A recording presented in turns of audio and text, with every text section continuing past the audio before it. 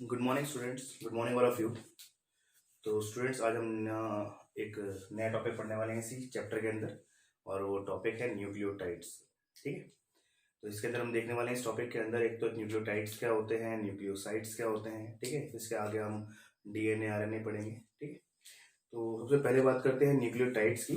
तो न्यूक्लियोटाइड्स क्या होते हैं स्टूडेंट्स, अगर हम यहाँ पे बात करें तो बेसिकली इन न्यूक्लियोटाइड्स में,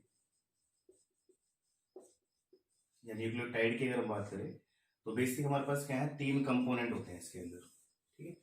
तो आपको स्टूडेंट एक चीज याद रखनी है, न्यूक्लियोटाइड और साइड के बीच में डिफरेंस क्या होता है उसकी हम बात करेंगे। तो यहाँ पे हम पढ़ने वाले हैं न्यूक्लियोटाइड करके। तो न्यूक्लियोटाइड के अंदर हमारे पास क्या होता है स्टूडेंट, 3 कंपोनेंट होते हैं इसके अंदर। तो अगर हम बात करें फर्स्ट थिंग की, तो पहली जो कंपोनेंट है इसके अंदर वो रहता है इसके अंदर शुगर। और शुगर कैसी होती है स्टूडेंट इसके अंदर, पेंटोज शुगर। ठीक है। एक होती है इसके अंदर पेंटोज शुगर होती है। दूसरा इसके अंदर हमारे पास प्रेजेंट होते हैं नाइट्रोजनस बेस। ठीक है। और तीसरा हमारे पास रहता है इसके अंदर फॉस्फेट ग्रुप या फिर फॉस्फोरिक एसिड रहता है इसके अंदर। ठीक है। तो अब बात कर लेते हैं बेस की, सॉरी शुगर की। तो अगर हम शुगर की बात करें स्टूडेंट्स, तो पेंटोज शुगर जो रहती है, अगर इसकी हम बात करें तो यहाँ पे हमारे पास स्टूडेंट्स 2 टाइप की शुगर मिलती है। एक आपको मिलती है राइबोज शुगर। ठीक है। और दूसरी आपको मिल जाती है इसके अंदर डीऑक्सी राइबोज शुगर। जैसे अगर हम बात करें आरएनए और डीएनए की, तो आरएनए के अंदर आपको मिल जाती है राइबोज शुगर मिल जाती है, और डीएनए के अंदर आपको मिल जाती है डीऑक्सी राइबोज शुगर। ठीक है। तो अगर हम बात करें यहाँ पे कार्बन नंबर 1 2 3 4 5, तो आपको स्टूडेंट्स इसमें डिफरेंस याद होगा, हमने पहले भी पढ़ा था इसके अंदर कि इन दोनों में डिफरेंस क्या होता है शुगर में। तो अगर बात करें कार्बन नंबर सेकंड की, तो हमारे पास यहाँ पे आपको क्या मिल जाता है, OH मिल जाता है। जबकि अगर हम बात करें यहाँ पे आपको क्या होता है, H मिलता है। ठीक है। तो ये H जो है, अगर हम बात करें यहाँ साथ ऑक्सीजन जो रहती है यहाँ से क्या होते हैं, हट जाती है, रिमूव हो जाती है। इसको हम क्या बोलते हैं, अगर हम लेबलिंग करें यहाँ पे, तो it is the ribose sugar, और ये हमें मिल जाती है डीऑक्सी राइबोज शुगर। ठीक है। और ये राइबोज शुगर आपको मिल जाती है कहाँ पे, आरएनए में। जबकि ये आपको मिल जाती है कहाँ पे, डीएनए के अंदर। ठीक है। तो न्यूक्लियोटाइड का पहला जो कंपोनेंट है वो क्या होता है, पेंटोज शुगर होती है उसके अंदर। और ये पेंटोज शुगर क्या है, आरएनए के अंदर राइबोज शुगर होती है, डीएनए के अंदर डीऑक्सी राइबोज शुगर होती है। ठीक है। तो आपको याद होगा स्टूडेंट, डिफरेंस हमने पढ़ा था, सेकंड कार्बन आइटम पे क्या होता है, एच रहता है इसमें डीएनए में, और यहाँ पे क्या रहता है, OH प्रेजेंट होता है। अब बात कर लेते हैं ऑक्सीजन सॉरी पेंटोज शुगर की, सॉरी नाइट्रोजन बेस की। तो नाइट्रोजन बेस की अगर हम बात करें स्टूडेंट्स, तो नाइट्रोजन बेस जो होते हैं ये हमारे पास क्या है, 2 ग्रुप में प्रेजेंट होते हैं यहाँ पर भी। एक हमारे पास आ गया प्यूरिन, और दूसरा हमारे पास होता है इसके अंदर पायरिमिडिन। ठीक है, याद होगा आपको। अब प्यूरिन जो होते हैं इसकी अगर हम बात करें स्टूडेंट्स, तो दे आर डाइसाइक्लिक कंपाउंड रहते हैं इसके अंदर, 2 साइक्लिक रिंग रहती है इसके अंदर। जबकि अगर बात करें मोनोसाइक्लिक कंपाउंड की, तो इसके अंदर हमारे पास क्या है, ये पायरिमिडिन्स कहलाती है। ठीक है। फिर इसके अंदर अब सेकंड थिंग इंपॉर्टेंट है कि अगर इसके अंदर बात करें प्यूरिन के अंदर,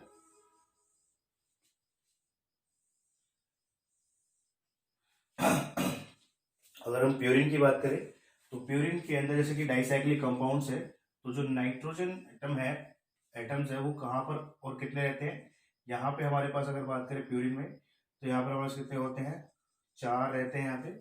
और इनकी पोजीशन जो रहती है वो क्या रहती है, 1 3 7 9 पोजीशन पे। ठीक है।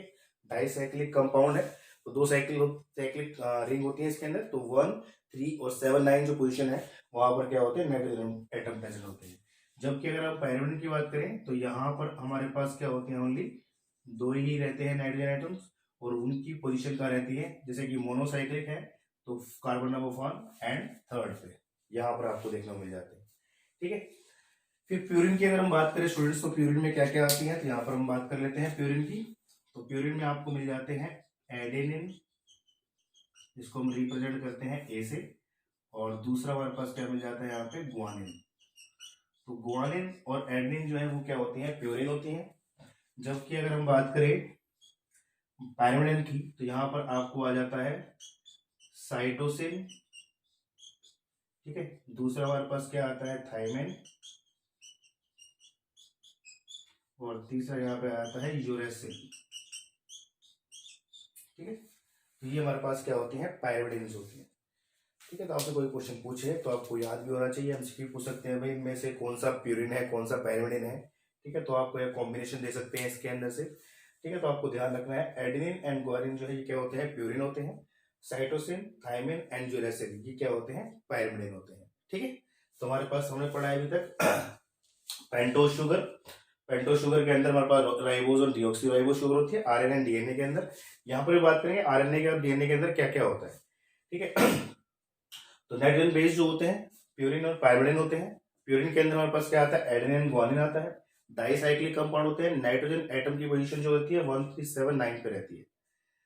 पायरिमिडिन की बात करें तो मोनोसाइक्लिक कंपाउंड होते हैं, नाइट्रोजन की पोजीशन क्या होती है 1 और 3, और इसके अंदर क्या आता है साइटोसिन, थायमिन एंड यूरेसिल, ठीक है।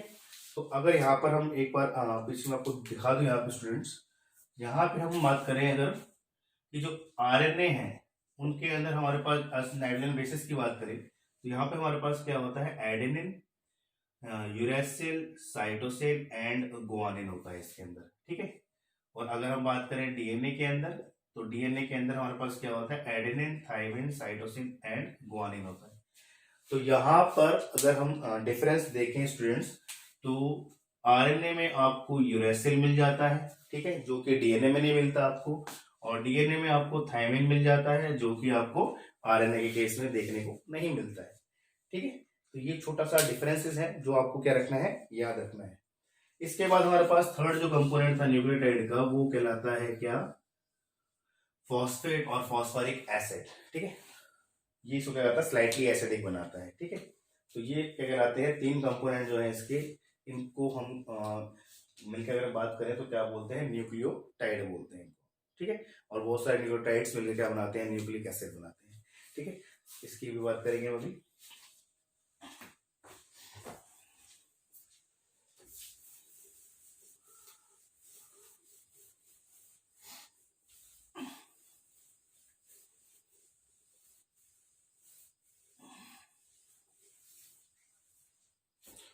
अब देखो स्टूडेंट्स, इसके बाद हम बात करें अगर इसकी न्यूक्लियोसाइड्स की, तो न्यूक्लियोसाइड्स और न्यूक्लियोटाइड्स,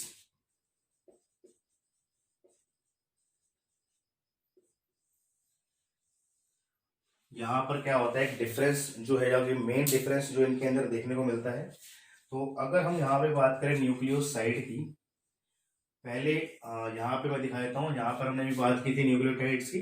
तो न्यूक्लियोटाइड्स के अंदर हमने देखे थे तीन कंपोनेंट होते हैं, कौन कौन से, एक तो होती है पेंटोज शुगर, दूसरा हमारे पास क्या होता है इसके अंदर, नाइट्रोजिनस बेस, और तीसरा कंपोनेंट इसके अंदर था फॉस्फेट ग्रुप और फॉस्फोरिक एसिड। ये तीन कंपोनेंट थे। अगर यहाँ पर हम बात करें तो यहाँ पर आपको क्या मिल जाता है, यहाँ पे आपको मिल जाता है पेंटोज शुगर, ठीक है, और दूसरा कंपोनेंट यहाँ पे मिल जाता है आपको नाइट्रोजिनस बेस, ठीक है।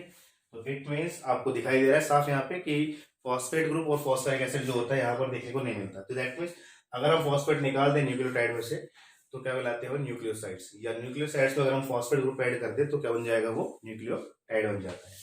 इसी वजह से स्लाइटली क्या होते हैं, ये एसिडिक होते हैं। अब न्यूक्लियोसाइड्स की अगर हम बात करें स्टूडेंट्स, तो इनमें अगर हम बात करें नाइट्रोजन बेस, ठीक है, जैसे हमारे पास क्या क्या हो गया इसके अंदर, प्यूरिन और पायरिमिडिन थे। तो अगर हमारे पास क्या है, एडेनिन है, ठीक है। अगर यहाँ पे हम बात करें इनके साथ हमारे पास जो है वो एडेनिन है, न्यूक्लिक नाइट्रोजन बेस के अंदर हमारे पास क्या है, एडेनिन है, ठीक है। तो यहाँ पे हमारे पास पेंटोज शुगर तो है ही, ठीक है, पेंटोज शुगर तो हमारे पास है, ये राइबोज है हमारे पास, डीऑक्सीराइबोज है। तो इसके अंदर हमारे पास क्या है, एडेनिन हो सकता है, या फिर हमारे पास क्या हो सकता है इसके अंदर, साइटोसिन हो सकता है, ठीक है, या फिर हमारे पास क्या हो सकता है इसके अंदर, थायमिन हो सकता है, ठीक है, या फिर इसके अंदर हमारे पास यूरेसिल हो सकता है, या फिर हमारे पास इसके साथ क्या हो सकता है, गुआनिन हो सकता है। तो अगर हमारे पास क्या है, ये न्यूक्लियोसाइड्स हैं, तो उससे हम क्या बोल लेते हैं, इन्हें हम बोल देते हैं एडिनोसिन। ऐसे ये कहलाता है साइटोसिन, ये साइटोसिन ये लगा लो। तीसरा हमारे पास क्या है, थाइमाइडोसिन, ठीक है, यूरेसिल का यूरिडोसिन, और गुआनिन का होगा गुआनोसिन, ठीक है, ये कहलाते हैं हमारे पास। और यहीं पे अगर हम बात करें किसकी, अगर फॉस्फेट या फॉस्फेरिक एसिड को ऐड कर दे यहाँ पे, तो यहाँ पे हमारे पास स्टूडेंट्स क्या कहलाते हैं, ये नाइट्रोजन बेस जो है, जैसे हमारे पास क्या हो गया एडेनिन, तो यहाँ पे फॉस्फेट ग्रुप हमारे पास क्या हो गया, ऐड हो गया, तो ये हमारे पास क्या हो जाता है, एडिनाइलिक एसिड, ठीक है, पहला। दूसरा अगर हम बात करें, यहाँ पे नाइट्रोजन बेस के साथ हमारे पास अटैचमेंट है किसकी, गुआनिन की, ऐसे ही, और फॉस्फेट ग्रुप। तीसरा nitrogenous base plus cytosine plus phosphate group, ऐसे ही, प्लस हमारे पास क्या आ गया, थाइमिन, ठीक है, ये हमारे पास सेम, और लास्ट में हमारे पास आ गया यूरेसिल, ठीक है। तो इनको थोड़ी सी इनकी नेम जो थोड़े स्लाइटली क्या होते हैं, चेंज हो जाते हैं। जैसे हमारे पास क्या एडिनाइलिक एसिड हो गया, गुआनिन के लिए हमारे पास क्या आ गया, गुआनोनाइलिक एसिड हो गया, ठीक है, ऐसे ही साइटोसिन को साइटोडाइलिक एसिड हो गया, साइटोडाइलिक एसिड हो गया, या फिर हमारे पास क्या हो गया, थायामीन डाइलिक एसिड हो गया, और ये आ गया यूरिडाइलिक एसिड हो गया, ठीक है। यहाँ पे या गुआनोडाइलिक ये लिखा था, गुआनोडाइलिक एसिड हो गया, ठीक है। तो इस तरीके से हमारे पास क्या है कि नेम जो है थोड़ा स्लाइटली क्या होते हैं, चेंज हो जाते हैं, बोले जाते हैं कई बार। तो अगर बोले जाए या कहीं भी पूछा जाए वो क्वेश्चन, तो आपको ध्यान रखना है कि ये एक न्यूक्लियोटाइड है, ये फिर एक न्यूक्लियोसाइड्स की बात कर रहे हैं, ठीक है। इस तरीके से रखना होता है, आपने याद रखना होता है, ठीक है। तो ये तो थोड़ा सा क्या था, डिफरेंस था दोनों के बीच में। हमने न्यूक्लियोटाइड्स को देख लिया अच्छे से, क्या होते हैं, किस तरीके से क्या होते हैं, वो स्ट्रक्चर पैरेंट होते हैं तीनों, पेंटोज शुगर, नाइट्रोजन बेस और वो फॉस्फोरिक एसिड। इनके अंदर भी आपको ध्यान रखना है कि पेंटोज शुगर है तो कौन सी शुगर है, और अगर यहाँ पे देखना है नाइट्रोजन बेस, तो आपको ध्यान रखना है प्यूरिन है या फिर पायरिमिडाइन है, ठीक है। यहाँ पर तो आपको पता ही है कि पेंटोज शुगर और नाइट्रोजन बेस रहता है, फॉस्फेट ग्रुप यहाँ पर प्रेजेंट नहीं होता है। और इनको अगर फॉस्फेट ग्रुप यहाँ पे ऐड कर दे तो क्या बन जाएंगे, न्यूक्लियोटाइड बन जाएंगे, और अगर न्यूक्लियोटाइड में से फॉस्फेट निकाल दे तो क्या हो जाएंगे, न्यूक्लियोसाइड हो जाएंगे, ठीक है स्टूडेंट्स। तो अभी के लिए इतना ही, थैंक यू सो मच।